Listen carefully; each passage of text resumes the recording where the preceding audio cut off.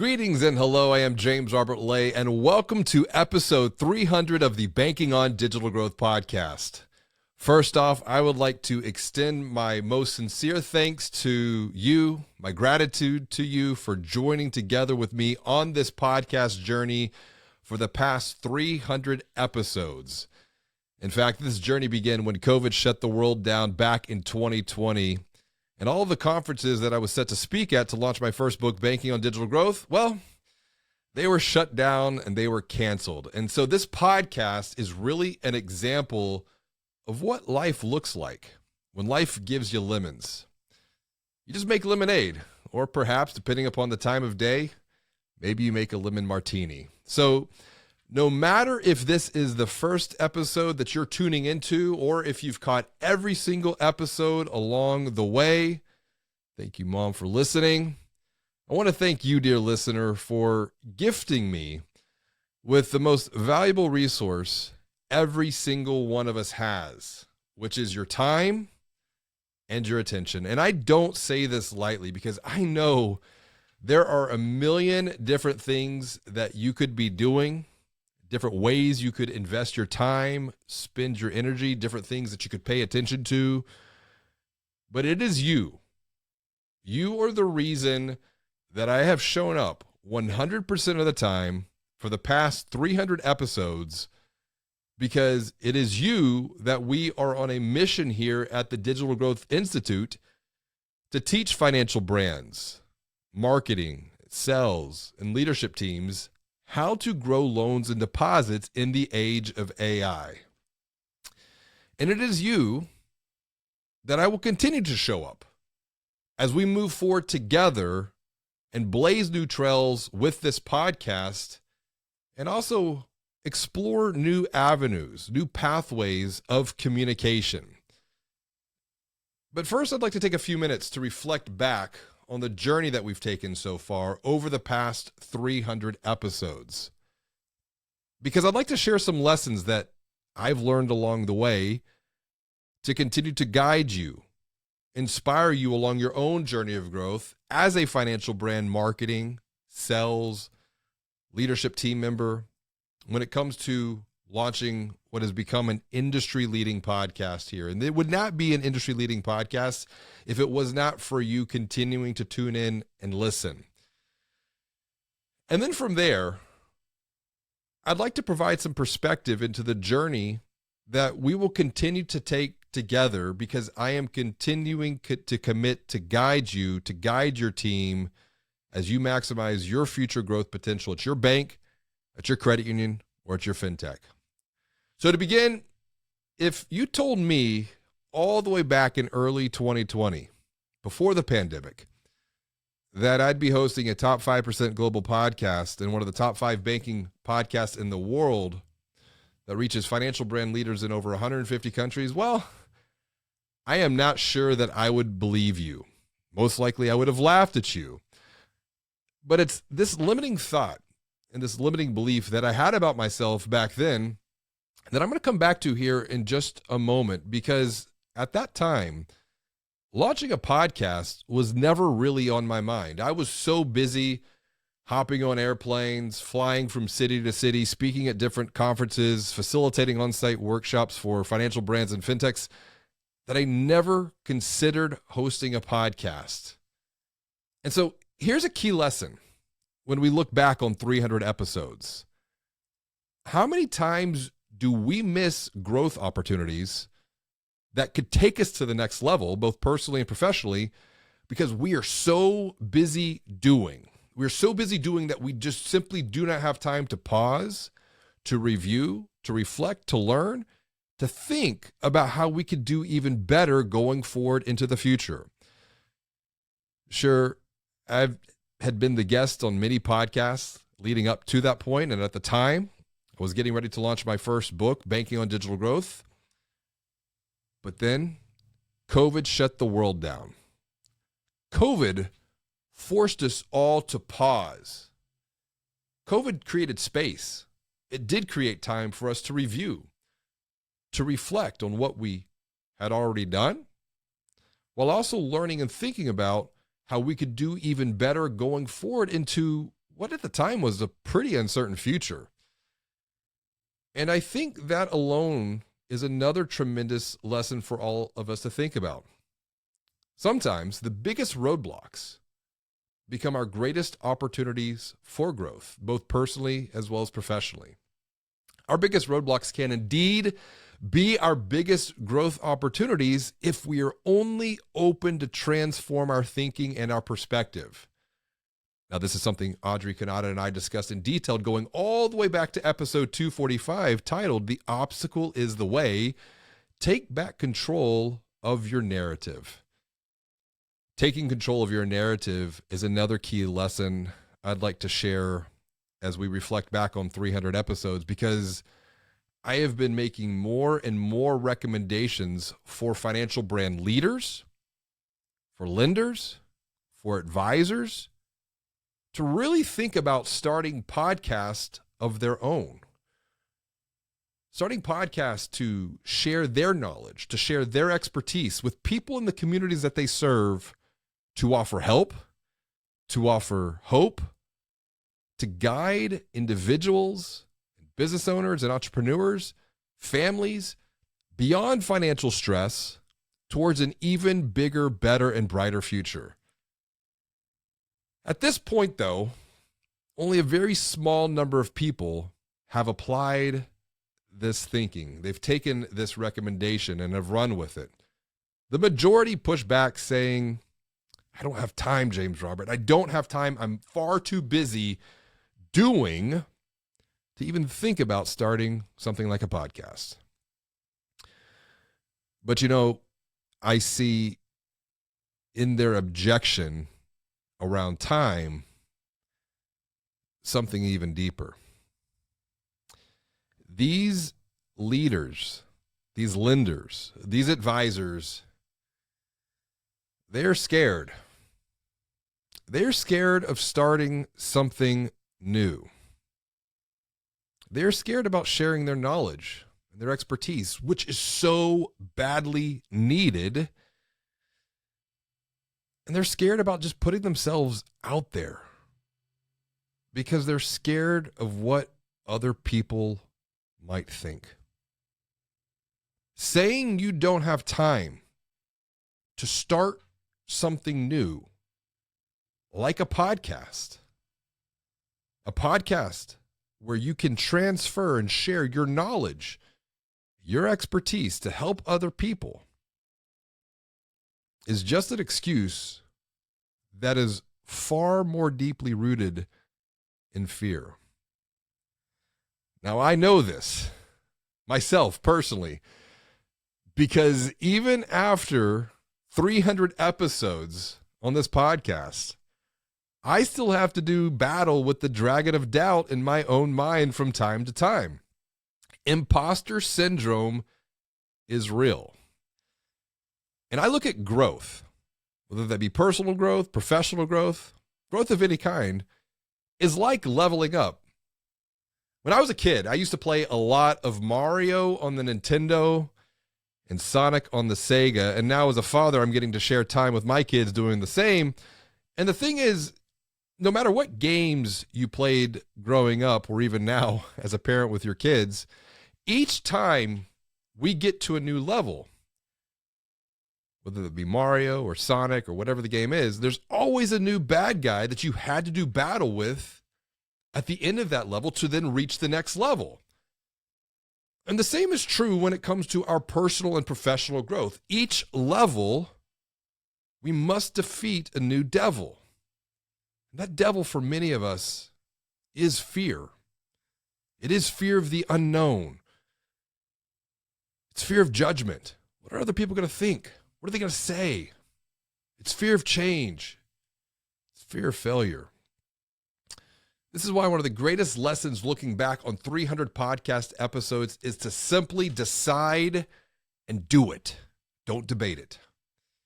If you debate something like starting a podcast, the odds are you're going to talk yourself out of it.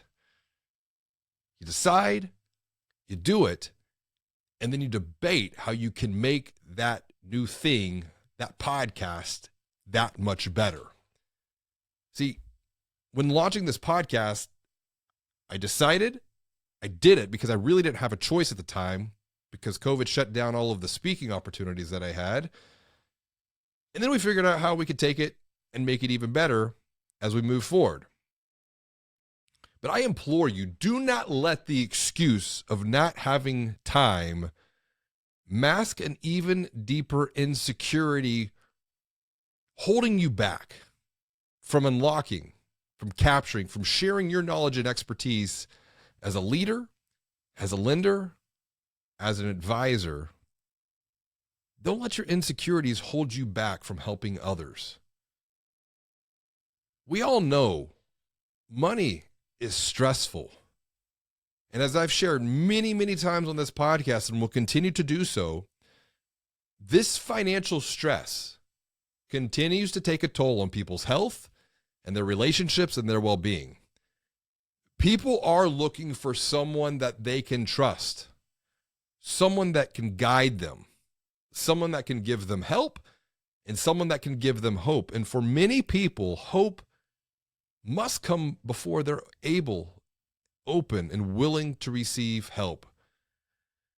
We just completed a research project for a financial brand in our private coaching program that was framed around what we have titled the Gen Z financial revolution. And we found that Gen Z is almost 5 times more likely to obtain financial guidance and advice from social media platforms compared to people over age 41. That's me. I'm now 41. And this is one of the reasons, as I teach and coach, and I have written about in Banking on Digital Growth, consumer personas provide us with an opportunity to gain perspective into the minds and more deeply the hearts of other people, because it is their experiences that are different than ours. It's their experiences that we can look at and understand through an empathetic lens. Coming back to Gen Z, TikTok in particular, it's become a popular source of financial guidance, of advice for Gen Z. 34% of Gen Zers are actually seeking advice on TikTok for money, for finances. Now, consider that. 34%. 1 out of every 3 people in the Gen Z generation are going to TikTok looking for answers. But here's the thing. Is the advice, is the guidance that people get from social media, whether that be on TikTok, Insta, Facebook, LinkedIn, YouTube, is that guidance, is that advice helpful or hurtful? This is why I am so grateful for financial brand leaders and lenders like Patty Asai, who joined me for a conversation going back to episode 264, where we discuss specific opportunities that leaders, lenders, advisors can take to help first and sell second, while at the same time building personal brands, building their personal brand through dialogue, through discussion, through discourse, because that's exactly what Patty is doing. She is sharing her thinking. She is sharing her knowledge and expertise to help almost 1 million people who follow her on TikTok. This shows the exponential reach that these digital and social channels have to help people in ways that were never possible before. Here's the thing.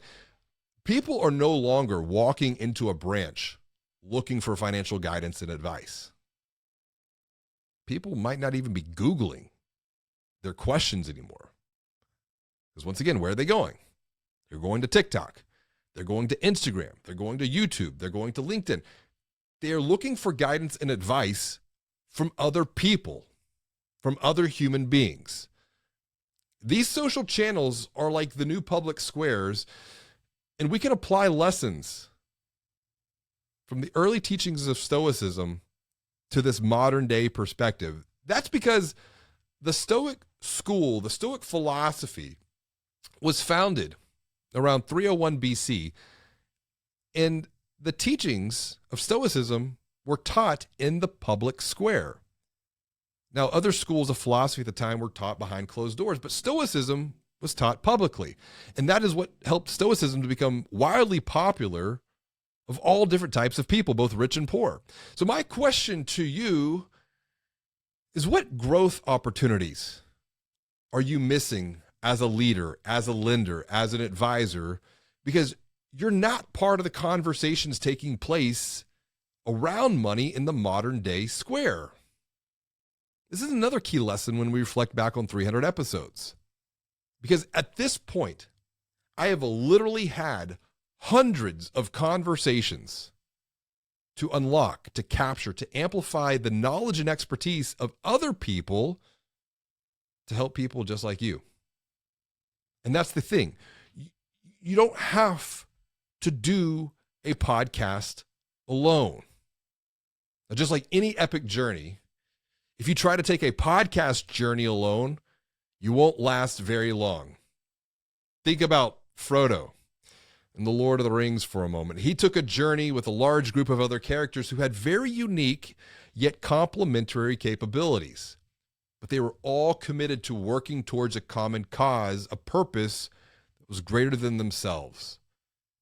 When you commit to launch a podcast, you are committing to a collaborative exercise rooted in humanity that brings people together for a purpose far bigger and far greater than the present moment. So, for example, if you're a financial brand leader, a lender, an advisor, don't think that you have to be the hero of the podcast, that you have to be a know-it-all.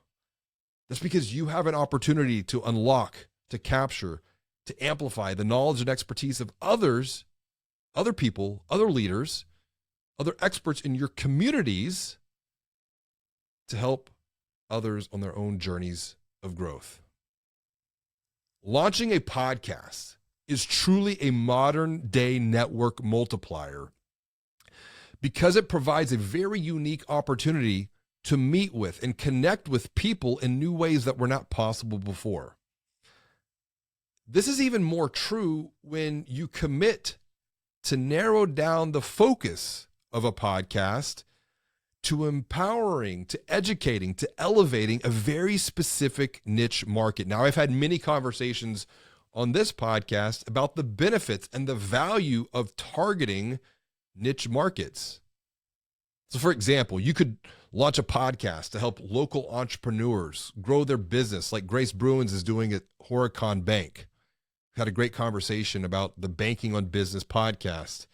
I kind of joke it's like our cousin. Or perhaps you could launch a podcast that helps moms navigate the complexities of money while raising a family, because it is typically the woman of the house who manages the household finances. So no matter who the niche audience is, I can't stress enough the need for niche when it comes to launching a podcast. It's the focus on a niche where you'll find you'll be able to expand your network even that much more deeply within the niche, and as a result, create exponential value for yourself, for your financial brand, because you're creating exponential value for this particular niche market. I want to stay on the subject of collaboration just a bit longer here, because when it comes to launching a podcast as a financial brand leader, as a lender, as an advisor, when you're sharing your knowledge and sharing your expertise, along with the knowledge and expertise of others to help others, don't think that you have to produce and edit the podcast yourself. This is another common limiting belief where you can think who before how. And what I mean by that is, how many times in life do we think there's an opportunity, but we stop, we pause, we get stuck by the obstacle? Well, how am I going to do this? Or how am I going to do that? When in reality, the obstacle is the way, and the opportunity is to not just think, how am I going to do this or how am I going to do that, but who? Who do I need to help me achieve X, Y, or Z? Truth be told, this podcast would have never made it to 300 episodes, yet alone 3, if I did not have a strong production team supporting this podcast. So a big shout out and thank you to Audrey and to Rob for being such a key part of helping this podcast get to this point. My time is far better invested into finding and facilitating conversations to unlock and to capture and to elevate the thinking of other very smart people to guide you. I wouldn't be doing very good if I was trying to edit this podcast myself and bring it to you. And it's time. It is time that I'd like to come back to, because when it comes to time, there's another great lesson learned when we reflect back on 300 podcast episodes. That's because time, or a lack of time, is often the number one reason that leaders, lenders, and advisors push back on and avoid launching a podcast altogether. When I think back to the past 300 podcast episodes, I cannot think of anything else that I've ever done over the past 20 plus years that has created the greatest value, that has created the greatest return on time when it comes to networking, making connections, meeting new people, speaking, teaching, helping others. Launching a podcast has truly created an unmatched exponential return on time. And time, as I mentioned before, it is the most precious asset each and every one of us has to invest in. Time is the great equalizer. We all have 24 hours in a day. When it comes to a podcast, when it comes to time, you must commit to playing a long game, which is very hard for some people. Because in the early days, you cannot get discouraged. You cannot lose heart when your episodes are only getting a couple of downloads. Be grateful for those couple of downloads. Be grateful for the fact that a couple of people gifted you their time, gifted you their attention, because they saw something in you that could help them. Time is like money. And because of that, a podcast, the time you invest into a podcast compounds over time. And like money, how we invest our time is the difference maker. And I say investing time, not spending time, because with time being like money, time should provide a return. Keith Costello, CEO at Locality Bank, he is maximizing his return on time through his podcast. And I want to give you some context into this. What do I mean by maximizing your return on time? You see, before this podcast, I'd hop on an airplane, fly out to a conference, share thoughts and ideas with 200 or 300 people, maybe 1,000 if I was keynoting an event. Now, of course, I'd get paid, but there was also an expense of my time. A 1-hour keynote to share thinking with 1,000 people would cost me around 2 days of time, more or less, between travel. But with this podcast, I invest around maybe 15, 20 minutes to prep for each conversation that I have with each guest. Solo shows like this, they tend to take a little bit longer so that I can clarify my thinking with an outline. But all in all, each episode takes an hour, hour and a half of my time to prep and record. So with 300 episodes, I estimate that I have invested around 450, 500 hours of time into recording this podcast. Now that translates into 19, 20 days, full days, 24-hour days of recording. So a little bit more than half a month of time over the past 3 years since launching this podcast in May of 2020. So what, you ask? So what, you invested 19, 20 days of your life to record 300 episodes of this podcast? What does that mean? What does that mean to me? Where does return on time play into all of this? Well, that's a fantastic question. For starters, in addition to making some great connections with other people, very smart people, this podcast is now pushing 150,000 downloads, with each episode averaging, we'll say, around 35 minutes per episode. The 19, 20 days that I invested to record those 300 episodes has provided an opportunity for me to share over 5 million minutes of time with financial, brand, bank, credit union, fintech, marketing, and sales leaders around the world. That translates into about 87,000 hours of shared time, or a little more than 3,600 days. This is what I'm talking about multiplying time, about increasing the exponential return on time. I want to walk this back.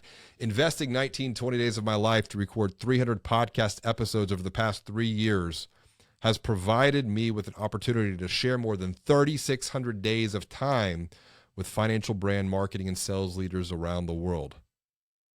When you think there's about 1,000 days, more or less, over the course of 3 years, that truly is an exponential return. And these are results from just the podcast alone. Because this does not include all of the additional time that I have had the opportunity to share with people through articles that have come from the podcast, through social media posts that have become a podcast. Once again, a podcast is one of the best multipliers of time when it comes to providing help, when it comes to providing hope and guidance, when it comes to creating and sharing content being the fuel of the digital growth engine. So as we start to wrap up our conversation here today, I want you to think just for a moment, how could you maximize your return on time through a weekly 1-hour podcast conversation? How much more value would that create for others, other people, other business owners, entrepreneurs, moms, families in the communities that you're serving? And as a result, when you create value for these people, how much value would that create for you and your financial brand? But you may still be asking why. Why should I commit to something like this? And why now? Well, when we started this podcast 300 episodes ago in early 2020, the world was in a very different place. Of course, COVID was right at the very beginning. And then now, as we've navigated through that, we have another potential roadblock or opportunity, depending upon how you look at things. Because back in early 2020, sure, there was talk of AI, but AI really had not reached the mass consciousness of humanity. But as of November 30th, 2022, humanity has fully entered into the age of AI with the launch of ChatGPT. And I hypothesize that as we continue to journey even deeper into the age of AI, human-centric content like podcasts and videos shared through the modern-day public squares of social media will increase in exponential value, because there is an exponential potential for written content like articles and blog posts, maybe even social media posts, to become highly commoditized thanks to the generative AI platforms like ChatGPT. Even in the age of AI, people will still want to connect with people, and people will continue to buy from people they know and trust.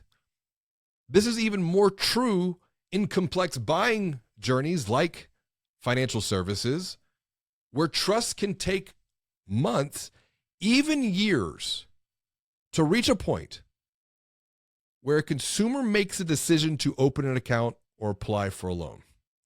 Trust is the currency in which people trade and do business. And through communication mediums like podcasts and video, and then sharing those podcasts, sharing those videos within the public square of social media platforms, you can make micro deposits into the trust fund of people that sits between their ears as a lender, as a leader, or as an advisor. In fact, in the age of AI, the personal brand of lenders, leaders, and advisors has the potential to be even more influential than the corporate brand of financial brands. I'd say this is even more true for community financial brands, where relationships can be formed in real life, in the communities that you serve, and then nurtured and grown digitally through podcast, through video, and all of the different types of content that can come from these communication mediums. But this will only happen when we share our knowledge and expertise, while at the same time unlocking, capturing, and amplifying the knowledge and expertise of others to guide people, to guide businesses and entrepreneurs beyond financial stress towards an even bigger, better, brighter future. There is truly an exponential growth potential ahead for you as a lender, as a leader, as an advisor in the age of AI to overcome the limitations within your own mind that hold you back from sharing the knowledge and expertise that you have gained through communication channels like podcasts and videos. And I'm 100% committed to continuing to guide you forward through my own lessons, through my experimentation, through my exploration with the Banking on Digital Growth podcast. Remember, you do not have to do this alone. There is an opportunity as a lender, as a leader, as an advisor to collaborate with your marketing team to maximize your return on time, to humanize your digital experiences, to not just join, but to lead conversations around money and finances in the modern day public squares of social media, on TikTok, on Instagram, on Facebook, on YouTube, on LinkedIn. And as a result, you will maximize your future growth potential in the age of AI. Now, as we continue to move forward on our own Banking on Digital Growth podcast journey, we are transitioning. We are transforming our podcast strategy to become video first, because I am 100% committed to unlocking the human potential, knowledge, experience, and the expertise of people in the age of AI to empower you to continue to level up your loans and deposits at your bank, at your credit union, or at your fintech.